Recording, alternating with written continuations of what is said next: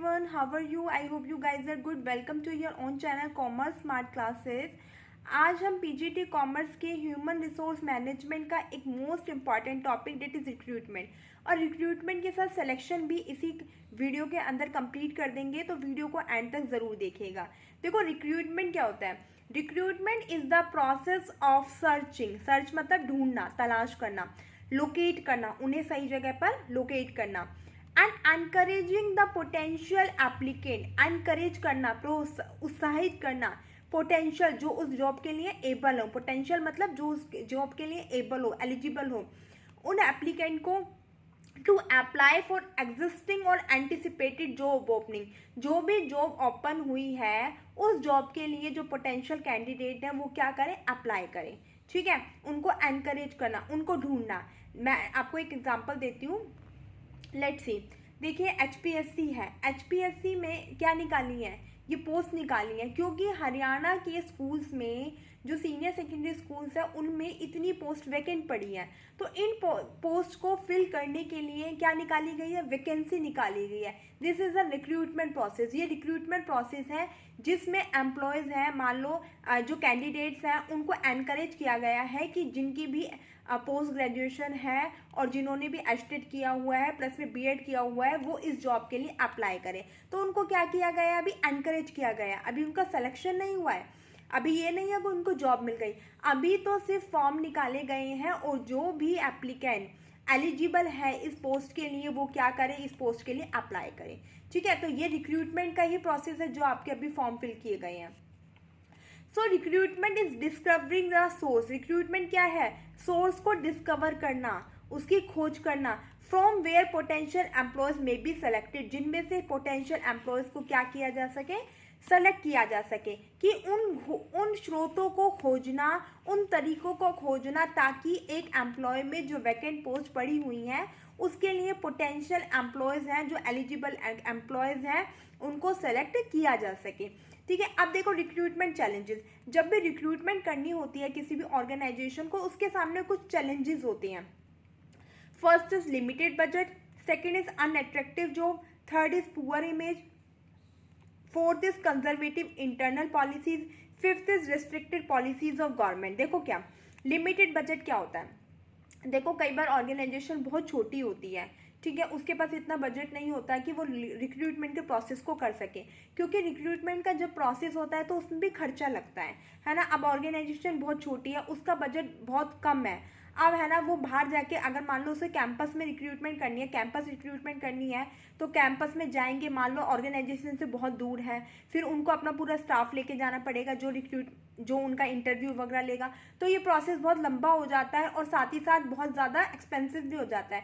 तो हर ऑर्गेनाइजेशन इस बजट में रिक्रूटमेंट नहीं कर सकती, उसके पास इतना बजट नहीं हो सकता कि वो रिक्रूट कर सके, तो इसलिए अपने बजट को ध्यान में रखते हुए भी रिक्रूटमेंट की जाती है। हर ऑर्गेनाइजेशन अलग अलग तरीके से रिक्रूट करती है, अपने बजट के अकॉर्डिंग रिक्रूट करती है। ठीक है, उसके बाद अनअट्रैक्टिव जॉब, कुछ जॉब ऐसी होती हैं जो अनअट्रैक्टिव होती हैं। अनअट्रैक्टिव का मतलब जिनमें ग्रोथ अपॉर्चुनिटी बहुत कम होती है, और एम्प्लॉयज़ हमेशा उस जॉब को करने से मतलब ज़्यादा खुश होते हैं जिसमें ग्रोथ अपॉर्चुनिटी हो, जिसमें उन्हें आगे बढ़ने का अवसर मिले, जिनमें उन्हें कुछ सीखने का अवसर मिले।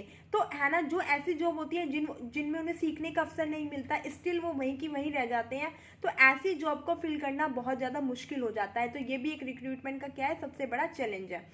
पुअर इमेज, कई बार ऑर्गेनाइजेशन की इमेज होती है बहुत ख़राब बनी होती है, कहते हैं ना कि उस स्कूल में काम मत करना, वहाँ का तो प्रिंसिपल बड़ा बेकार है ना, वहाँ तो सैलरी तो देते ही नहीं है, वहाँ सैलरी खा जाते हैं, जैसे मतलब एम्प्लॉयज़ के मन में कुछ मेंटेलिटी बन जाती है। तो अगर ऑर्गेनाइजेशन की इमेज ख़राब बनी हुई है तो वहाँ पर भी रिक्रूटमेंट करना बहुत मुश्किल हो जाता है, क्योंकि वहाँ पर एम्प्लॉयज़ जाना ही नहीं चाहते।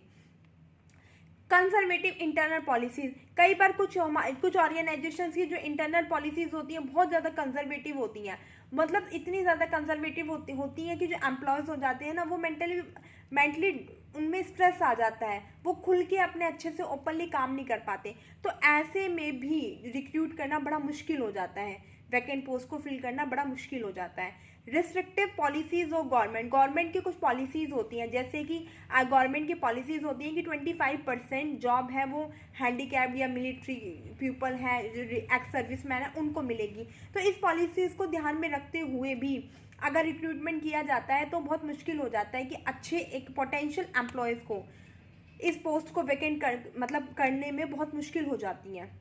अब मतलब आपको ये देखो, एक्स सर्विसमैन है, उसकी 10% है। अब वो अच्छा पोटेंशियल एक्स सर्विसमैन आएगा या नहीं आएगा, इसको रिक्रूट करना बड़ा मुश्किल हो जाता है। तो ये क्या होते हैं, कुछ रिक्रूटमेंट के चैलेंजेस होते हैं इन द ऑर्गेनाइजेशन के सामने जो खड़े हो जाते हैं। जब भी ऑर्गेनाइजेशंस को वैकेंट पोस्ट को फिल करना होता है तो एक ऑर्गेनाइजेशन के सामने ये कुछ चैलेंजेस होते हैं। उसके बाद होते हैं सोर्सेज ऑफ रिक्रूटमेंट के सोर्सेज कि रिक्रूटमेंट प्रोसेस किया जाता है वो किन सोर्सेज के थ्रू किया जाता है। इंटरनल सोर्सेज से भी कर सकते हैं, एक्सटर्नल मतलब इंटरनल मतलब आंतरिक तौर पर भी हम वैकेंट पोस्ट को फिल कर सकते हैं, और बाहर स्रोतों के द्वारा भी हम जो हमारी वैकेंट पोस्ट है हमारी ऑर्गेनाइजेशन की उसको फिल कर सकते हैं।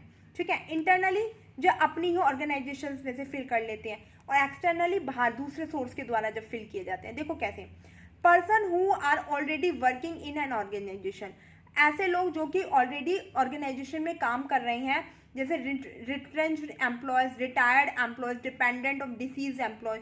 कुछ एम्प्लॉयज ऐसे होते हैं जो रिटायर्ड हो जाते हैं, या फिर कुछ ऐसे होते हैं जो काम अच्छा नहीं करते तो कुछ टाइम के लिए उन्हें रिलीफ में रख दिया जाता है। तो ऐसे एम्प्लॉयज़ को दोबारा जॉब पर रखकर उस जॉब को फिल किया जा सकता है, वैकेंट पोस्ट को फिल किया जा सकता है। तो ऐसे सोर्स से जब वैकेंट पोस्ट को फिल किया जाता है तो उसे बोलते हैं internal source of recruitment. External source of recruitment क्या होता है, personal apply from outside the organisation से के बाहर से जब पर्सन अप्लाई करते हैं उस पोस्ट के लिए तो उसे बोलते हैं एक्सटर्नल सोर्स ऑफ रिक्रूटमेंट। ठीक है, अब देखो इसकी कुछ मेरिट होती हैं। सबसे पहले इंटरनल सोर्स ऑफ जो रिक्रूटमेंट है इसकी क्या मेरिट है। अगर आप अपने ऑर्गेनाइजेशन के अंदर से ही एम्प्लॉयज़ को रिक्रूट कर लोगे तो ये इकोनॉमिकल होएगा, सस्ता होएगा, आपको ना तो कुछ वैकेंसीज निकालनी पड़ेगी, ना उनको ट्रेनिंग देनी पड़ेगी, कुछ भी नहीं करना पड़ेगा। तो ये कैसा होता है, इकोनॉमिकल होता है, सस्ता होता है। जब इंटरनल सोर्स ऑफ रिक्रूटमेंट कैसा प्रोसेस है, इकोनॉमिकल प्रोसेस है। ठीक है, स्वीटेबल होता है, आराम से आप कर सकते हो, कोई ये नहीं है भागा दौड़ी है या फिर कहीं जाना है कुछ करना है। स्वीटेबल होता है, रिलायबल होता है, और इसके साथ साथ मोटिवेटिंग भी होता है। एम्प्लॉयज़ मोटिवेट होते हैं, उन्हें हर चीज़ के बारे में पहले से ही ऑर्गेनाइजेशन के बारे में पता होता है, तो उन्हें कुछ बताया नहीं होता, वो खुद ही सेल्फ मोटिवेटेड होते हैं। ठीक है, उनके लिए कुछ नया नहीं होता। इसके कुछ डीमेरिट्स भी है। एक तो इन ब्रीडिंग हो जाती है। इन ब्रीडिंग का मतलब ये होता है कि मतलब बाहर से जो बाहर के एम्प्लॉयज़ होते हैं उनको आने का मौका नहीं मिलता। जितना जो मतलब आपके जो ऑर्गेनाइजेशन के एम्प्लॉयज़ हैं उनको जितनी नॉलेज है उतनी नॉलेज में ही आपकी ऑर्गेनाइजेशन चलती रहती है। बाहर का फ्रेश ब्लड है वो आपके ऑर्गेनाइजेशन को नहीं मिलता। बाहर के नए नए लोग होते हैं जिनमें नई नई टेक्नोलॉजी होती है, जिनके पास नई नई टेक्नोलॉजी का उनको नॉलेज होती है, वो एम्प्लॉयज़ आपके ऑर्गेनाइजेशन में नहीं आते। तो आपकी ऑर्गेनाइजेशन कहीं ना कहीं समेट के रह जाती है एक लिमिटेड सोर्स तक, लिमिटेड नॉलेज तक ऑर्गेनाइजेशन सिमट के रह जाती है। इन ब्रीडिंग नहीं हो पाती, बाहर के लोगों को मौका नहीं मिलता। इनएफिशिएंसी होती है, उनमें इफिशिएंसी भी कम होती है, काम को इफेक्टिवली और एफिशिएंट तरीके से नहीं करते। जो कॉस्ट आ रही है वही कॉस्ट आपकी आती रहती है। ठीक है, और लिमिटेड चॉइस होती है, और आपके पास चॉइस भी कैसी होती है, लिमिटेड होती है। जब आपको इंटरनल सोर्स ऑफ रिक्रूटमेंट से अपनी वैकेंट पोस्ट को फिल करना होता है तो आपके पास वही लिमिटेड गिने चुने बंदे होते हैं, उनमें से ही पोस्ट को फिल करना होता है। तो आपके सामने एक लिमिटेड चॉइस है, वो सबसे बड़ा डीमेरिट पॉइंट होता है कि उन्हीं बंदों में से, तबकि आपको पता है कि इसमें इतनी क्वालिटी भी नहीं है, ये इस जॉब के लिए नहीं है पोटेंशियल, फिर भी आपके पास जब लिमिटेड बजट होता है और आपको उसी से फिल करना होता है तो लिमिटेड चॉइस की वजह से भी ये एक बहुत बड़ी डीमेरिट बन जाती है। ठीक है, अब एक्सटर्नल सोर्स ऑफ रिक्रूटमेंट की क्या मेरिट है। इंजेक्शन ऑफ फ्रेश ब्लड, आपको फ्रेश ब्लड मिल जाता है। नए नए एम्प्लॉयज़ कंपनी में आते हैं, उनके पास नई नई नॉलेज होती है, नई नई स्किल होती है, नई नई टेक्नोलॉजी के बारे में पता होता है, तो एक फ्रेश ब्लड मिल जाता है ऑर्गेनाइजेशन को। Wide choice of motivational force, क्या मिल जाता है, बहुत बड़ी मोटिवेशनल फोर्स मिल जाता है। जब नए नए लोग आते हैं तो मोटिवेशनल भी बढ़ जाता है। ठीक है, उसके बाद है लॉन्ग टर्म बेनिफिट, और ये किसके, एक लंबे टाइम के लिए आपको बेनिफिट मिल जाता है। जब भी आप एम्प्लॉयज़ को एक्सटर्नल सोर्स ऑफ रिक्रूटमेंट से वो करोगे, रिक्रूट करोगे, तो ये आपको क्या देंगे, लॉन्ग टर्म के लिए बेनिफिट देंगे, क्योंकि जब तक ये ऑर्गेनाइजेशन को समझेंगे तब तक बहुत एक लंबा टाइम हो जाता है। और अगर आप इंटरनल सोर्स से अपने एम्प्लॉयज़ मतलब वैकेंट पोस्ट को फिल कर लोगे तो एम्प्लॉयज़ की मेंटेलिटी अगर ऑर्गेनाइजेशन के बारे में अगर बुरी बन जाती है, खराब बन जाती है, तो फिर वो लंबे टाइम तक बेनिफिट नहीं देते ऑर्गेनाइजेशन को। बट एक अगर नया फ्रेश ब्लड है वो आपके ऑर्गेनाइजेशन में आया है तो वो आपको लंबे टाइम तक बेनिफिट देगा, ठीक है। इसके कुछ डीमेरिट भी होते हैं। डीमोटिवेटिंग, कई बार एम्प्लॉयज़ क्या हो जाता है, डीमोटिवेट हो जाता है, वो ऑर्गेनाइजेशन को अपना समझता ही नहीं है, ठीक है। एक्सपेंसिव होता है, मान लो कैंपस रिक्रूटमेंट का मैंने आपको एग्जांपल दिया था, बाहर से अगर बंदे को रिक्रूट करना है तो बहुत लेंदी प्रोसेस हो जाता है, बहुत ज़्यादा बजट भी इसमें चाहिए होता है, तो बहुत एक्सपेंसिव होता है। टाइम कंज्यूमिंग होता है, बहुत ज़्यादा टाइम लेता है, और साथ में अनसर्टेनिटी, सर्टेनिटी नहीं रहती कि आपको एक पोटेंशियल एम्प्लॉय मिलेगा, ऐसी कोई सर्टेनिटी नहीं रहती, ठीक है। उसके बाद है ये मेथड्स ऑफ रिक्रूटमेंट, जो क्वेश्चन आता है आपका पेपर में वो आता है मेथड्स ऑफ रिक्रूटमेंट में से। Very very very important topic, बहुत ज़्यादा इंपॉर्टेंट है एग्जाम पॉइंट ऑफ व्यू से, तो सबसे ज़्यादा इंपॉर्टेंट है, चाहे आप किसी भी एग्जाम में चले जाओ। देखो मेथड्स ऑफ रिक्रूटमेंट, जो रिक्रूटमेंट के मेथड्स हैं उनको 4 कैटेगरी में डिवाइड किया गया है। Internal method, direct method, third party method and indirect method. देखो इंटरनल मेथड जो खुद आंतरिक मेथड क्या होता है, इसमें promotion and transfer, job posting, employ reference. Direct method के अंदर आपका आता है campus recruitment. Third party method में आता है employment search form, employment exchanges, gate hiring, unsolicited applicant, walk in, internet recruiting. और इनडायरेक्ट मेथड में आता है आपका एडवर्टाइजमेंट। अब मैं आपको 1 बाय 1 के बारे में बताती हूँ। देखो इंटरनल मेथड, अब इंटरनल मेथड में प्रमोशन एंड ट्रांसफर आता है। आपकी कोई एम्प्लॉय है, कंपनी में बहुत ज़्यादा अच्छा काम कर रहा है, उसकी स्किल्स है बहुत ज़्यादा मजबूत हो चुकी हैं, उसकी स्ट्रेंथ अच्छी है, तो आप क्या कर देते हैं, मान लो वो जो आपकी वैकेंट पोस्ट है उसके लिए आपको लग रहा है कि ये बंदा एबल है, तो आप उसका क्या कर देते हैं, प्रमोशन कर देते हैं। तो आप इंटरनल सोर्स ऑफ रिक्रूटमेंट से भी अपनी उस पोस्ट को क्या कर सकते हैं, फिल कर सकते हैं, या एम्प्लॉयज़ का ट्रांसफ़र कर सकते हैं। मतलब सेम लेवल पर आपकी, मतलब ये लगा लो अगर वो HR मैनेजर है, उसका सेम लेवल पर ही अगर ट्रांसफ़र कर सकते हैं तो उससे भी हम अपनी वैकेंट पोस्ट को क्या करते हैं, फिल कर सकते हैं। उसके बाद जॉब पोस्टिंग भी क्या होता है, एक इंटरनल मेथड होता है, जिसमें जैसे जॉब पोस्टिंग के अंदर क्या होता है बेटा, जैसे बुलेटिन बोर्ड है ऑर्गेनाइजेशन के अंदर, आपने देखा ना बुलेटिन बोर्ड लगे होते हैं, बुलेटिन बोर्ड के अंदर एक नोटिस लगा दिया जाता है कि इस पोस्ट के लिए सीट है वो वैकेंट है, अगर कोई भी एम्प्लॉयज़ है अगर उस पोस्ट के लिए अप्लाई करना चाहता है तो वो अप्लाई कर सकते हैं। तो इससे क्या होगा, जो भी एग्जिस्टिंग हमारी कंपनी में ऑर्गेनाइजेशन में जो भी एग्जिस्टिंग जॉब होल्डर है, अगर वो पोटेंशियल है उस जॉब के लिए तो वो अप्लाई कर सकते हैं और उस जॉब को कर सकते हैं। तो जॉब पोस्टिंग हो जाती है, आप अंदर ही अंदर जॉब पोस्ट कर सकते हो। बुलेटिन बोर्ड पे आपने क्या करा, नोटिस दे दिया, वैकेंट जॉब है अपनी कंपनी में, इस पोस्ट के लिए है, और जो भी एग्जिस्टिंग जॉब होल्डर है अगर वो इस जॉब के लिए अप्लाई करना चाहते हैं तो ही और she can apply. Employ reference, कोई भी एम्प्लॉय जो हमारी मतलब हमारी ऑर्गेनाइजेशन में एम्प्लॉय है, वो काम कर रहा है, उसकी रेफरेंस से कोई भी एम्प्लॉयज़ है वो अपनी रेफरेंस से ले आता है कि भाई मैं ऑर्गेनाइजेशन में काम कर रहा हूँ और मेरा ये बेटा है या मेरा ये कोई भी रिलेटिव्स है बहुत अच्छा काम करता है, इस ऑर्गेनाइजेशन में काम किया हुआ है और बहुत अच्छा है, तो आप इस ऑर्गेनाइजेशन में रख ले, तो उसे बोलते हैं एम्प्लॉय रेफरेंस। किसी भी अपने एग्जिस्टिंग एम्प्लॉय है उसकी रेफरेंस से जब भी कोई जॉब को वैकेंट जॉब को फिल किया जाता है तो उसे बोलते हैं एम्प्लॉय रेफरेंस। उसके बाद डायरेक्ट मेथड होता है। डायरेक्ट मेथड में होता है कैंपस रिक्रूटमेंट। कैंपस में जाकर कैंपस प्लेसमेंट दिलवाते हैं ना कॉलेज, कैंपस में जाकर ऑर्गेनाइजेशन होती है अपनी पूरी टीम को, जो इंटरव्यू टीम होती है उसको ले जाती है कैंपस में, वहाँ पर बच्चों का इंटरव्यू होता है और वहाँ से बच्चों को रिक्रूट कर सकती है, ठीक है, उस वैकेंट पोस्ट को फिल कर सकते हैं कैंपस रिक्रूटमेंट से। उसके बाद है थर्ड पार्टी मेथड। इसमें क्या आता है, एम्प्लॉयमेंट सर्च फॉर्म। ये एम्प्लॉयमेंट सर्च फॉर्म क्या होती हैं, ये ऐसी फॉर्म्स होती हैं जिसके पास जो पोटेंशियल कैंडिडेट होते हैं उनकी पूरी प्रोफाइल होती है, उनके पास पूरी प्रोफाइल होती है वो एप्लीकेंट की, कि क्या उनका नाम है, क्या उनकी क्वालिफिकेशन है, क्या उनका एक्सपीरियंस है। जब भी ऑर्गेनाइजेशंस को बंदों की ज़रूरत होती है, अपनी पोस्ट को फिल करना होता है, तो ऑर्गेनाइजेशन होती है इन फर्म्स के साथ कांटेक्ट कर लेती है और ये उनका क्या दे देते हैं, प्रोफाइल दे देते हैं, उनका डाटा दे देते हैं और उन एम्प्लॉयज़ को अपनी कंपनी के लिए में बुला सकते हैं, ठीक है। एक होती है एम्प्लॉयमेंट एक्सचेंजेस, ये एम्प्लॉयमेंट एक्सचेंजेस भी इसकी तरह ही होती है कि इसमें भी वो अपना क्या रखते हैं, एम्प्लॉयमेंट एक्सचेंजेस के अंदर तो वो खुद ही जो एम्प्लॉयज़ होते हैं वो खुद ही टाइम टू टाइम उनका इंटरव्यू लेकर रखते हैं और मतलब सेलेक्ट करके रखते हैं, एम्प्लॉयज़ को खुद ही सेलेक्ट करके रखते हैं और जैसे भी ऑर्गेनाइजेशन में ज़रूरत होती है वो एम्प्लॉयज़ को वहाँ पर भेज देते हैं। गेट हायरिंग पे मतलब गेट पर जाकर कहते हैं ना कि गेट के थ्रू वेजेस पर हम रख लेते हैं। कई बार ऐसा होता है कि कंपनी में कुछ ऑर्गेनाइजेशन में काम ज़्यादा होता है, जो ये वर्कर्स वगैरह होते हैं थर्ड क्लास लेवल का जो काम होता है, वर्कर्स वगैरह होता है, उन्हें इस तरीके से गेट हायरिंग के थ्रू रिक्रूट किया जाता है कि जब मान लो 1 हफ्ते का काम है तो 1 हफ्ते की उनको वेजेस दी जाती है और उनसे वो काम करवा लिया जाता है।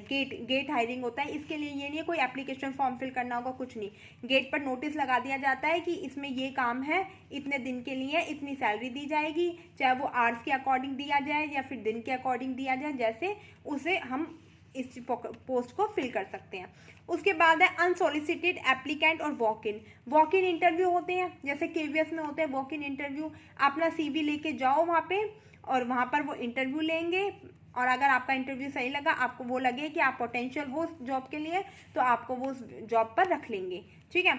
एक होता है इंटरनेट रिक्रूटिंग। इंटरनेट रिक्रूटिंग में क्या होता है, ऑर्गेनाइजेशन होती है वो अपनी एक साइट बना देती है, वेबसाइट होती है, उस पर वो निकाल देती है सारा कि ये जॉब है, ये सैलरी दी जाएगी, ये एलिजिबिलिटी होनी चाहिए, ये एक्सपीरियंस होना चाहिए, सब चीज़ उसमें लिख देती है।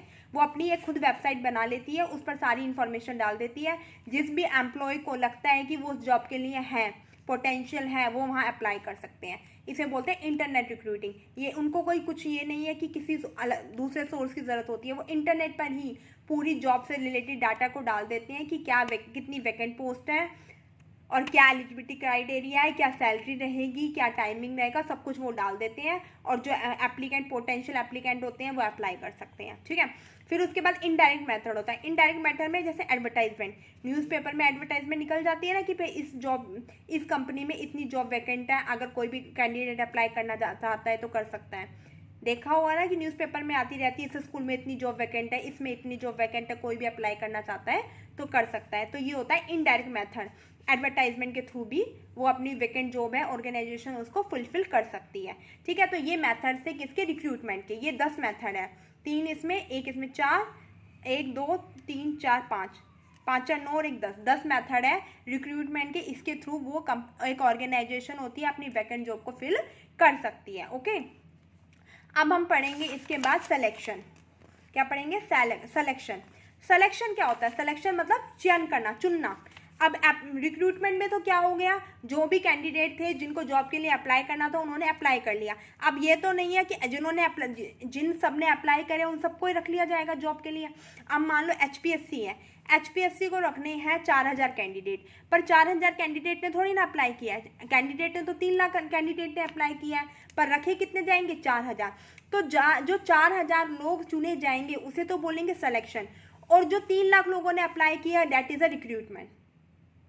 जितने लोगों ने अप्लाई किया है वो तो होगा रिक्रूटमेंट, और जितने बंदे सेलेक्ट किए जाएंगे, चूज किए जाएंगे, उन्हें बोलेंगे सिलेक्शन। तो सिलेक्शन का मतलब होता है चूज करना, चुनना। Selection is a process of picking candidate को पिक करना हु हैव रिक्वायर्ड क्वालिफिकेशन, जिसके पास क्या है, रिक्वायर्ड क्वालिफिकेशन है। जो क्वालिफिकेशन एक वैकेंट पोस्ट को फिल करने के लिए चाहिए वो उस कैंडिडेट के पास है। To fill jobs in an organisation एक संस्था में जॉब को फिल करने के लिए जो रिक्वायर्ड क्वालिफिकेशन उस कैंडिडेट के पास है उसको पिक करना क्या कहलाता है, सिलेक्शन कहलाता है। समझ में आए, आपकी ऑर्गेनाइजेशन है उसमें वैकेंट पोस्ट है, उसको फिल करने के लिए अगर कैंडिडेट के पास रिक्वायर्ड क्वालिफिकेशन है तो उस कैंडिडेट को पिक करना क्या कहलाएगा, सिलेक्शन कहलाएगा, ठीक है। जैसे अब आपका सिलेक्शन का प्रोसेस चलेगा, स्क्रीनिंग के बाद कह रहे थे ना 4 टाइम्स लिया जाएंगे, फिर 2 टाइम, ये सब आपका सिलेक्शन का प्रोसेस है। पहले स्क्रीनिंग होगा, फिर मेंस होगा, फिर इंटरव्यू होगा, फिर आपकी जॉब लगेगी। तो ये सारा प्रोसेस क्या होगा, सिलेक्शन का होगा। और अभी आपका जो स्क्रीनिंग है, स्क्रीनिंग में तो पूरे 3 लाख बच्चे ही अपीयर होंगे, तो that is a recruitment process. वो कैसा प्रोसेस है, रिक्रूटमेंट का प्रोसेस है, ठीक है। अब देखो इसका पर्पस क्या है, to pick up the most suitable candidate, मतलब एक बहुत ज्यादा सुइटेबल कैंडिडेट को पिक करना, चुनना। Who would best meet the requirement of the job and the organisation, जो ऑर्गेनाइजेशन की रिक्वायरमेंट है उसको फिलफिल करता हो, जो वैकेंट जॉब है उसकी रिक्वायरमेंट को फिलफिल करता हो, जो उस जॉब के लायक हो, जो उस जॉब के लिए सबसे बेस्ट हो, उसको क्या करना, चूज करना। अब देखो रिक्रूटमेंट और सिलेक्शन में क्या डिफरेंस होता है। रिक्रूटमेंट एक पॉजिटिव प्रोसेस होता है। रिक्रूटमेंट में तो आपको कोई वो नहीं होती कि आप नहीं कर सकते अप्लाई, आप नहीं कर सकते। एलिजिबिलिटी क्राइटेरिया दे दिया जाता है कि भाई ये 10th पास कर सकते हैं, 12th पास कैंडिडेट अप्लाई कर सकते हैं। तो रिक्रूटमेंट के अंदर तो वो कैंडिडेट जिनके पास 10th है 12th है वो कर सकते हैं, बस इतना ही होता है। सिलेक्शन के अंदर खाली उनकी एलिजिबिलिटी नहीं, बहुत सारी चीज़ें देखी जाती हैं, बट रिक्रूटमेंट के अंदर इतना नहीं देखा जाता। तो रिक्रूटमेंट एक पॉजिटिव प्रोसेस होता है। उसके अंदर तो बल्कि कैंडिडेट्स को क्या किया जाता है, एनकरेज किया जाता है कि आप एक पर्टिकुलर जॉब के लिए अप्लाई करो। तो रिक्रूटमेंट कैसा प्रोसेस है, ये हर एग्जाम में पूछा जाता है। रिक्रूटमेंट एक पॉजिटिव प्रोसेस होता है, aim at attracting more and more job seekers to apply. Recruitment का एम ही ये होता है कि ज़्यादा से ज़्यादा जॉब सीकर्स को बोलो कि वो जॉब के लिए अप्लाई करें, ऑर्गेनाइजेशन में जो पर्टिकुलर जॉब निकली हुई है उसके लिए क्या करें, अप्लाई करें। दैट इज़ अ रिक्रूटमेंट, ठीक है। उसके बाद देखो सिलेक्शन क्या होता है। Selection is a negative process. Selection कैसा प्रोसेस है कि नेगेटिव प्रोसेस है, क्योंकि सिलेक्शन, अब आप खुद ही देखो सिलेक्शन नेगेटिव प्रोसेस तो होना ही है। अब आपने स्क्रीनिंग का पेपर दे दिया, उसके बाद क्या, कैंडिडेट पास होने के बाद भी हर कैंडिडेट को नहीं लिया जाएगा, ओनली 4 टाइम्स कैंडिडेट को लिया जाएगा according to their merit list. तो नेगेटिव, जिन बच्चों को नहीं लिया गया उनके लिए क्या है, वो एक नेगेटिव प्रोसेस है। तो सिलेक्शन कैसा प्रोसेस है, एक नेगेटिव प्रोसेस है। इसमें क्या किया जाता है, rejecting unfit candidate from the list. List में से जो कैंडिडेट फिट नहीं है उसको क्या किया जाता है, रिजेक्ट कर दिया जाता है, ठीक है। फिर उसके बाद आता है सिलेक्शन का प्रोसेस। देखो सिलेक्शन प्रोसेस के अंदर 8 स्टेप होते हैं। सबसे पहले reception, then screening interview, then application blank, then selection test, then selection interview, then medical examination, then reference check, then hiring decision। ये देखो सिलेक्शन के प्रोसेस में बेटा होते तो 8 ही स्टेप हैं, बट ये ऑर्गेनाइजेशन टू ऑर्गेनाइजेशन वेरी कर जाता है। ऊपर के कुछ स्टेप है ऑर्गेनाइजेशन टू ऑर्गेनाइजेशन वेरी करते हैं। लाइक जैसे मान लो कई लोग क्या होते हैं, रिसेप्शन होता है ना, उसको सिलेक्शन प्रोसेस में ऐड नहीं करते, वो स्टार्ट करते हैं स्क्रीनिंग इंटरव्यू से। मान लो कोई बिग ऑर्गेनाइजेशन है तो वो रिसेप्शन से स्टार्ट कर देगी। कोई छोटी ऑर्गेनाइजेशन है, 1-2 पोस्ट को ही फिल करना है तो वो स्क्रीनिंग इंटरव्यू से स्टार्ट कर देगी या एप्लीकेशन ब्लैंक से स्टार्ट कर देगी। तो थोड़ा ये वैरी करते हैं। बाकी ये ही मोस्ट इंपॉर्टेंट है अकॉर्डिंग टू आपकी बीकॉम की बुक में है, एमकॉम की बुक में है, यही प्रोसेस दे रखा है आपका सिलेक्शन का, ठीक है। तो अगर आपको एग्जाम में आए तो आप यही प्रोसेस को फॉलो करना। Reception, screening interview, application blank, selection test, selection interview, medical examination, reference check और हायरिंग डिसीजन। अब मैं 1 बाय 1 आपको इसके बारे में बताती हूँ। सबसे पहले रिसेप्शन। देखो रिसेप्शन क्या होता है, रिसेप्शन ये होता है आप हो, ठीक है। ज़रूरी नहीं है कि सब लोग गवर्नमेंट जॉब के लिए, कुछ लोग प्राइवेट जॉब भी कर रहे होंगे। तो जब हम प्राइवेट जॉब के लिए जाते हैं तो हम सबसे पहले ऑर्गेनाइजेशन के अंदर जाते हैं तो हम किससे मीटअप करते हैं, रिसेप्शनिस्ट से मीटअप करते हैं, या फिर ऑर्गेनाइजेशन का कोई भी एम्प्लॉय मिल जाता है उससे मीटअप करते हैं। तो जब भी ऑर्गेनाइजेशन के अंदर कोई भी जाता है, एम्प्लॉय जाता है जॉब के लिए, तो ऑर्गेनाइजेशन के एम्प्लॉय को उसके साथ बहुत अच्छा बिहेव करना चाहिए। मतलब एक ऐसी इमेज बनानी चाहिए ऑर्गेनाइजेशन की ताकि जो सामने वाला बंदा है उसके मन में उसके ऑर्गेनाइजेशन में काम करने का मन करे। कहते हैं ना, first impression is a last impression. अगर मान लो आप कोई भी बंदा है जॉब के लिए वहाँ पर गया और रिसेप्शनिस्ट है, उसके साथ बिहेव अच्छा नहीं करते, बहुत गलत तरीके से बोलते हैं या ऑर्गेनाइजेशन के बारे में कुछ भड़का देते हैं, तो क्या वो जॉब सीकर वहाँ पे जॉब करेंगे, नहीं करेंगे। तो हमेशा जो एम्प्लॉय है, जो जॉब सीकर आपके ऑर्गेनाइजेशन में जॉब के लिए आए, उसके साथ अच्छा, उसके ऊपर अच्छा इम्पैक्ट डालो, अच्छा इंप्रेशन डालो ताकि वो जॉब के लिए अप्लाई करें। देन उसके बाद होता है स्क्रीनिंग इंटरव्यू। स्क्रीनिंग इंटरव्यू क्या होता है बेटा, मान लो इसके अंदर जिन्होंने भी जॉब के लिए अप्लाई किया था उनका एक बेसिक इंटरव्यू लिया जाता है। बेसिक इंटरव्यू में उनका नाम क्या है, क्या एड्रेस है, कहाँ से बिलोंग करते हैं, उनका स्टेटस क्या है, ये सब स्क्रीनिंग इंटरव्यू बेसिक जानकारी ली जाती है, उनके बारे में बेसिक नॉलेज ली जाती है। और ये बेसिक जो ये स्क्रीनिंग इंटरव्यू है ना, ये लेता भी वो है जूनियर HR एग्जीक्यूटिव है, ये लेता है, कोई ये नहीं है बाहर से एक्सपर्ट वगैरह की टीम बुलाई जाती है, नहीं। ये स्क्रीनिंग इंटरव्यू होते हैं जो ऑर्गेनाइजेशन के ही जूनियर HR एग्जीक्यूटिव होते हैं वो ले लेते हैं, बेसिक उनकी जानकारी ले लेते हैं। फिर उसके बाद क्या करते हैं, वो उन्होंने इंटरव्यू ले लिया, स्क्रीनिंग इंटरव्यू ले लिया। अब उसके बाद जो उन्हें लगते हैं कि एलिजिबल हैं पर्टिकुलर जॉब के लिए, उनको तो वो उनका तो वो एप्लीकेशन ब्लैंक ले लेते हैं, उनसे तो वो एप्लीकेशन फॉर्म को फिल करवा लेते हैं, और जो उनको लगते हैं कि वो जॉब के लिए भी एलिजिबल है ही नहीं, हमारी ऑर्गेनाइजेशन के लिए है ही नहीं, कंडीशंस को फुलफिल ही नहीं कर रहे एक वैकेंट जॉब की, तो उनको क्या कर लेते हैं, उनको बाहर भेज देते हैं, उनकी जो एप्लीकेशन होती है उनको रिजेक्ट कर दिया जाता है। ठीक है, उसके बाद एप्लीकेशन ब्लैंक होता है। अब एप्लीकेशन ब्लैंक में क्या होता है, हर कोई जो भी ऑर्गेनाइजेशन में जॉब के लिए जाता है, जॉब सीकर, वो क्या करते हैं, अपने अपने सीवी को लेकर जाते हैं, बट सीवी, हर किसी के सीवी का फॉर्मेट अलग अलग होता है। किसी का सीवी में नाम ऊपर होता है, किसी का एंड में होता है, किसी में एक्सपीरियंस लिखा होता है, किसी में नहीं लिखा होता। तो ऐसे में क्या करती है ऑर्गेनाइजेशन होता है, अपना एक फॉर्म देती है, एप्लीकेशन फॉर्म देती है, जिसमें सब बातें होती हैं, क्या नाम है, क्या एक्सपीरियंस है, कहाँ से क्वालिफिकेशन की हुई है, कितना एक्सपीरियंस है, कहाँ पर वर्क कर रहे थे, ये सब चीज़ें होती हैं, ताकि उन्हें देखने में प्रॉब्लम नहीं हो। तो ये सारी चीज़ें भरनी होती हैं, जो भी कैंडिडेट होता है, जो ऑर्गेनाइजेशन को एलिजिबल लगता है, जो स्क्रीनिंग के टाइम सेलेक्ट होता है, उनको ये सब फॉर्म फिल करना होता है। आप कैंडिडेट से ये फॉर्म फिल करवा लिया, उसके बाद उनका सिलेक्शन टेस्ट होता है। ये सिलेक्शन टेस्ट होता है, ये एक रिटन टेस्ट होता है। ये सिलेक्शन टेस्ट क्या होता है, ये एक रिटन टेस्ट होता है, जिसमें जो एम्प्लॉय होता है, जो ऑर्गेनाइजेशन में जो जॉब के लिए आता है, उसकी कुछ क्वालिटीज़ होती हैं, उसको टेस्ट करने के लिए ये सिलेक्शन टेस्ट लिया जाता है, और ये रिटन टेस्ट होते हैं। देखो सिलेक्शन टेस्ट के अंदर कुछ टेस्ट को इंक्लूड किया गया है, लाइक पहले इंटेलिजेंस टेस्ट। इंटेलिजेंस टेस्ट वो टेस्ट होता है जिसमें जो एम्प्लॉय होता है, जो जॉब सीकर होता है, जॉब के लिए आता है, उसकी इंटेलिजेंसी, उसकी मेंटल एबिलिटी को चेक करने के लिए इंटेलिजेंस टेस्ट लिया जाता है। एप्टीट्यूड टेस्ट क्या होता है, एप्टीट्यूड टेस्ट होता है कि एक स्किल्स को सीखने के लिए, मतलब एक न्यू स्किल्स को सीखने में क्या उसकी एप्टीट्यूड है, क्या उसका इंटरेस्ट है, उसको चेक करने के लिए एप्टीट्यूड टेस्ट होता है, कि अगर एक ऑर्गेनाइजेशन में उन्हें अगर नई स्किल सिखाई जा रही है तो उसको सीखने के लिए वो एबल है या नहीं है, इसको चेक करने के लिए एप्टीट्यूड टेस्ट किया जाता है। फिर एक पर्सनैलिटी टेस्ट होता है। पर्सनैलिटी टेस्ट भी एक अप्रोच होती है, एक पॉजिटिव और नेगेटिव अप्रोच को फाइंड आउट करने के लिए कि उनकी पर्सनैलिटी कैसी है। उसके बाद अचीवमेंट टेस्ट भी होता है, वो भी अचीवमेंट, कैसी अचीवमेंट है।